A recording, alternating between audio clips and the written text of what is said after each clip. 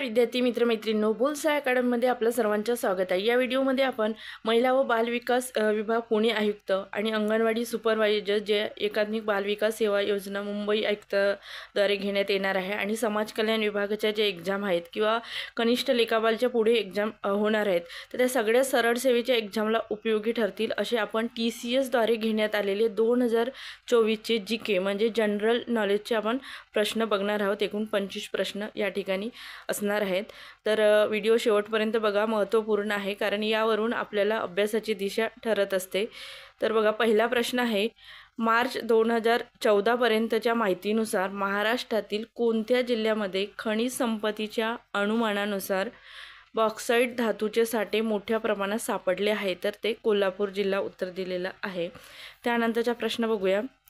प्रश्न आहे, नोव्हेंबर 2021च्या दरम्यान महाराष्ट्र राज्याचे वैद्यकीय आणि आरोग्य पर्यटनाला चालना देण्यासाठी आखाती देशासोबत सामंजस्य करारावर सह्या केल्या पुढीलपैकी कोणता देश त्यापैकी एक नाही? तर ओमान हे देश नाही। तर मग कोणते देश आहेत? आपल्याला म्हणजे माहीत असायला हवं की नोव्हेंबर 2021च्या दरम्यान महाराष्ट्र राज्याने वैद्यकीय आणि आरोग्य पर्यटनाला चालना देण्यासाठी भूतान, सिरिया आणि श्रीलंका या देशासोबत सामंजस्य करार केलेला आहे।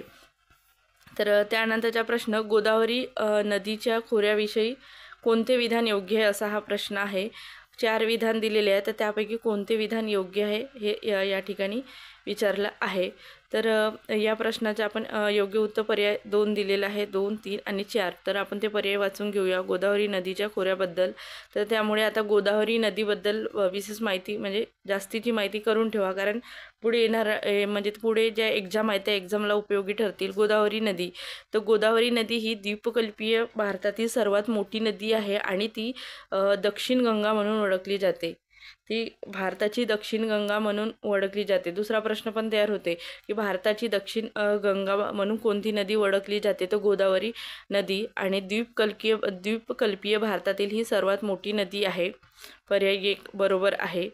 त्यानंतरचा तिसरा पर्याय बरोबर आहे की ही महाराष्ट्रातील नाशिक जिल्ह्यातील त्र्यंबकेश्वर जवळ आणि समुद्र सपाटीपासून सरासरी 1065 मीटर उंचीवर सह्याद्री पर्वतरांगामध्ये उगम पावते आणि दख्खनच्या पठारातून ज्या पश्चिम घाटातून पूर्वेकडे वाहत जाते। मुख्य नदी ही तेलंगणा व महाराष्ट्र आणि तेलंगणा व छत्तीसगड राज्यामध्ये आंतरराज्य सीमा तयार करते। तेलंगणा, महाराष्ट्र आणि तेलंगणा, छत्तीसगड या राज्यामध्ये आंतरसीमा सुद्धा तयार करत असते कोण? गोदावरी नदी। तर या ठिकाणी देण्यात आलेले जे दुसरं वाक्य आहे, गोदावरी खोरे हे गंगा आणि ब्रह्मपुत्रा खोऱ्यानंतरचे तिसरे सर्वात मोठे खोरे आहे आणि देशाचे एक भौगोलिक क्षेत्रफळाच्या 9.50% इतके क्षेत्र व्यापले आहे असं म्हटलं आहे। तर हे विधान चुकीचे आहे, कारण हे तिसऱ्या क्रमांकाचे खोरं नाही आहे। तर लक्षात ठेवायचं, पहिला, तिसरा आणि चौथा क्रमांकाचे विधान बरोबर आहे। त्यानंतरचा प्रश्न बघा, ऑस्ट्रेलियातील क्रॉस डिपेंडन्सी इनिशिएटिव्हच्या ग्रॉस डोमेस्टिक क्लायमेट रिस्क या फेब्रुवारी 2023च्या अहवालानुसार बांधलेल्या परिसराला हवामान वातावरणातील बदलामुळे हानी पोहोचण्याचा धोका असलेल्या जगातील पहिल्या 50 प्रदेशात महाराष्ट्राचा कितवा क्रमांक आहे? तर 38वा क्रमांक आहे। हा करंटवर प्रश्न होता, 2024ची एक्झाम होती त्यामुळे 2023च्या अहवालावर प्रश्न होता। तर आता आपलं 2025ची एक्झाम आहे, तर 2024च्या असं महत्त्वपूर्ण जे अहवाल असते ते करून ठेवायचं, त्यावर प्रश्न विचारले जाईल। त्यानंतरचा प्रश्न, 2012मध्ये पुरातत्वशास्त्रज्ञांनी महाराष्ट्रातील नांदेड जिल्ह्यातील होटल येथे 11व्या शतकातील मंदिराचा जीर्णोद्धार केला। हे मंदिर रिकामी जागाच्या काळातील आहे। तर कल्याणी चालुक्य या मंदिरा म्हणजे कल्याणी चालुक्यच्या काळातील आहे हे मंदिर। कोणतं? होटल म्हणून आहे, नांदेड जिल्ह्यातील होटल येथे 11व्या शतकातील मंदिराचे जीर्णोद्धार झाले। तर ते कल्याणी चालुक्य या काळातील आहे ते मंदिर। त्यानंतरचा प्रश्न, 19 जानेवारी 2023 पर्यंतच्या माहितीनुसार महाराष्ट्र प्रदूषण नियंत्रण मंडळाचे अध्यक्ष कोण आहेत? तर महाराष्ट्र प्रदूषण नियंत्रण मंडळाचे अध्यक्ष 2023च्या माहितीनुसार एल जरहाड हे आहेत. तर आता कोण आहेत माहीत नाही, सर्च करून बघावं लागेल हेच आहेत की बदलले तर तुम्हाला माहीत असेल तर ते कमेंटमध्ये सांगा. त्यानंतरचा प्रश्न, महाराष्ट्र मंत्री भत्ते नियम 1977 मध्ये सुधारणा आणि दुरुस्ती करण्यात आली आणि त्याला रिकामी जागा असे संबोधण्यात आले. तर महाराष्ट्र मंत्री भत्ते सुधारणा नियम 2018, जो महाराष्ट्र मंत्री भत्ते नियम 1977 आहे त्यामध्ये दुरुस्ती व सुधारणा करण्यात आली. तर त्याचं नाव नवीन काय आहे, तर महाराष्ट्र मंत्री भत्ते सुधारणा नियम 2018 असं आहे. त्यानंतरचा प्रश्न बघणार आहोत आपण. बघा, 1840 मध्ये परमहंस सभा या 19व्या शतकातील महाराष्ट्राच्या पहिल्या सुधारक संघटनेची स्थापना कोणी केली. तर यामध्ये परमहंस सभा केव्हाची आहे, 1840. कोणी, दादोबा पांडुरंग तर्खडकर यांनी स्थापन केली. त्यामध्ये म्हटलं आहे की महाराष्ट्राच्या पहिल्या सुधारक संघटनेची स्थापना, म्हणजे महाराष्ट्रातील पहिली सुधारक संघटना आहे परमहंस सभा, 1840, दादोबा पांडुरंग तर्खडकर यांनी स्थापन केलं. त्यानंतर बघा, पुढीलपैकी कोण ऑगस्ट 1943 ते मे 1946 या काळात ब्रिटिश राजवटीविरुद्ध लढणाऱ्या महाराष्ट्रामध्ये सातारा समांतर सरकारचे नेते होते. तर सातारा समांतर सरकारचे नेते कोण होते, तर क्रांतिसिंह नाना पाटील. लक्षात ठेवायचं, सातारा समांतर सरकारचे नेते होते क्रांतिसिंह नाना पाटील.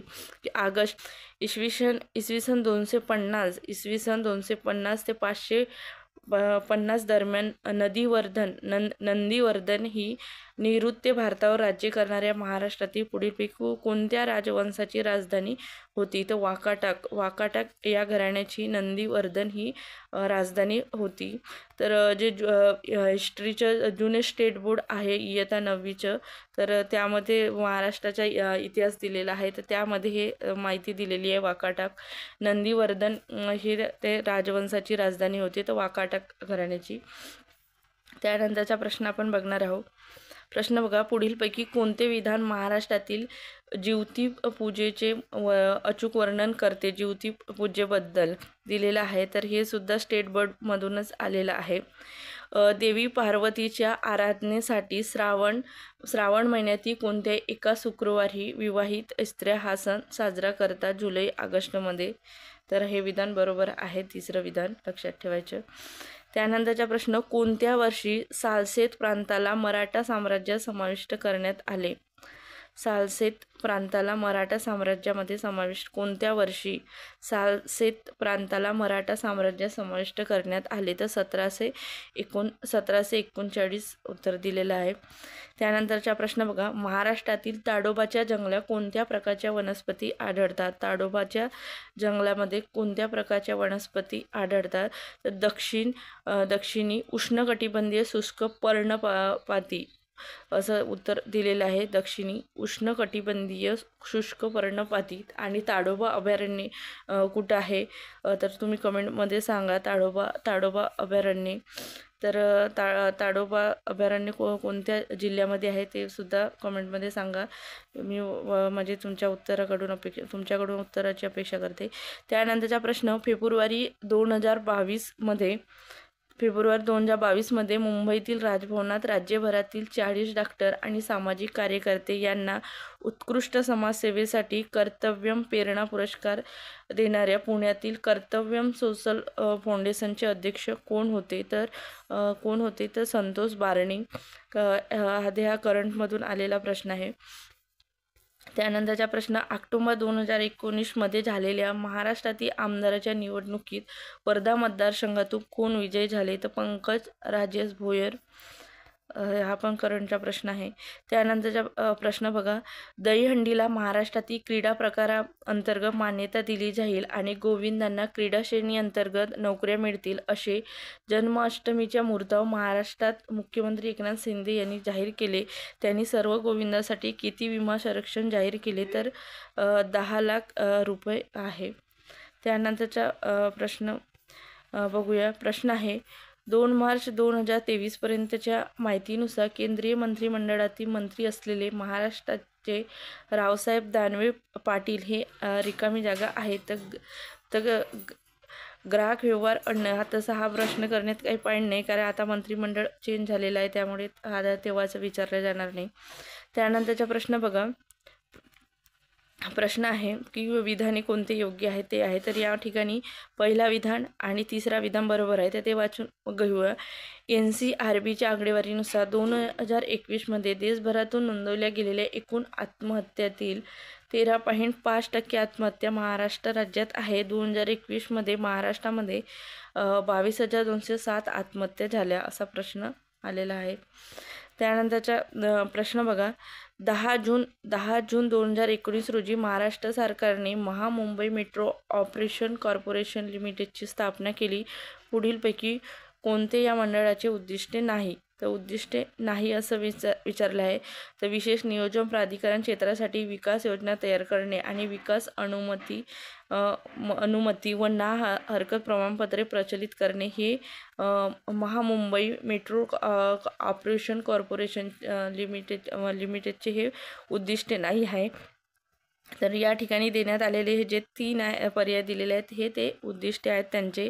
मालमत्ता विकास कार्यान्वित करणे आणि रेल्वे व्यवस्थेच्या संदर्भात विविध सुविधांची संरचना देखभाल करणे किंवा त्यांना भाडेपट्टीवर देणे.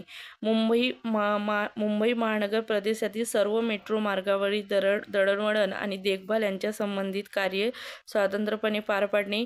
सर्व भाडेरहित महसूल मापनाचे नियोजन, निर्धारण, विकास आणि अंमलबजावणी करणे हे त्यांचे उद्दिष्ट आहे. कशाचं?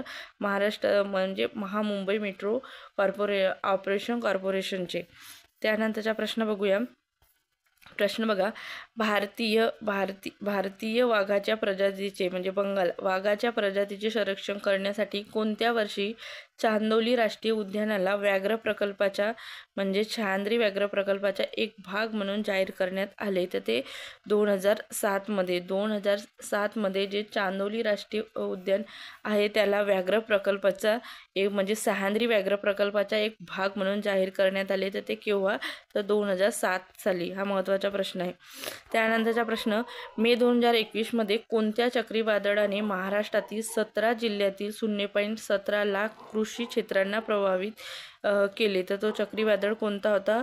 तोक्ते चक्रीवादळ. मे 2021 तोक्ते चक्रीवादळ महाराष्ट्रातील 17 जिल्ह्यातील सुमारे 0.17 लाख कृषी क्षेत्रांना प्रभावित केले. त्यानंतरचा प्रश्न. 1905 मध्ये बंगालच्या फाळणीनंतर टिळकांनी कोणत्या ठिकाणी स्वदेशी चळवळीचा पुरस्कार केला? तर मुंबई या ठिकाणी टिळकांनी स्वदेशी चळवळीचा पुरस्कार केला. नुसतं इसवी सन न देता असं पण प्रश्न येऊ शकते. टिळकांनी कोणत्या ठिकाणी स्वदेशी चळवळीचा पुरस्कार केला? तर मुंबई या ठिकाणी. तर वर्ष कोणता? तर म्हणजे 1905 बंगालची फाळणी आहे ही. 1905ला बंगालची फाळणी झाली. 1905ला बंगालची फाळणी आणि त्या फाळणीनंतर टिळकांनी स्वदेशी चळवळीचा पुरस्कार केला. तर ते मुंबई हे ठिकाण होते. मुंबई ठिकाणी. त्यानंतरचा प्रश्न बघा. रिकामी जागा हे ज्वालामुखीय खडकापासून बनलेले महाराष्ट्रातील सातारा जिल्ह्यातील पठार आहे आणि ते पश्चिम घाटाच्या जैवमंडलाअंतर्गत येते. तर कासचे पठार हे जे कासचे पठार आहे ते ज्वालामुखीय खडकापासून बनलेले आहे आणि महाराष्ट्रातील सातारा जिल्ह्यातील पठार आहे आणि ते पश्चिम घाटाच्या जैवमंडळाअंतर्गत येते. कासचे पठार सातारा जिल्ह्यात आहे, लक्षात ठेवायचं. त्यानंतरचा प्रश्न. महाराष्ट्रामध्ये महाकवी कालिदास यांच्या स्मरणार्थ कालिदास महोत्सवाचे आयोजन केले जाते. हा महोत्सव कुठे आणि किती दिवस चालतो? नागपूरमध्ये चालतो. कालिदास यांच्या स्मरणार्थ कालिदास महोत्सव नागपूरमध्ये आणि तो 2 दिवस चालत असते. त्यानंतरचा प्रश्न. कोविड-19च्या दुसऱ्या लाटेनंतर अन्न हक्क मोहिमेद्वारे केल्या गेलेल्या सर्वेक्षणात सहभागी झालेल्या महाराष्ट्रातील किती टक्के कुटुंबांनी महामारीच्या काळामध्ये त्यांचे उत्पन्न निम्म्यापर्यंत घटल्याचे सांगितले? तर 64% लोकांनी तर अशा पद्धतीने आपण जी केचे 25 प्रश्न या ठिकाणी बघितले आहे, जे TCSद्वारे घेण्यात आलेल्या पेपरमधील आहेत. जर तुम्ही या चॅनलला नवीन असाल तर चॅनल सबस्क्राईब करून घ्या आणि तुमचे ज्या मित्रमैत्रिणी सरळ सेवेचा अभ्यास करत आहेत त्यांच्यापर्यंत हा व्हिडिओ पाठवा, म्हणजे त्यांना पण उपयोगी होईल. हा व्हिडिओ इथंच थांबवते. धन्यवाद.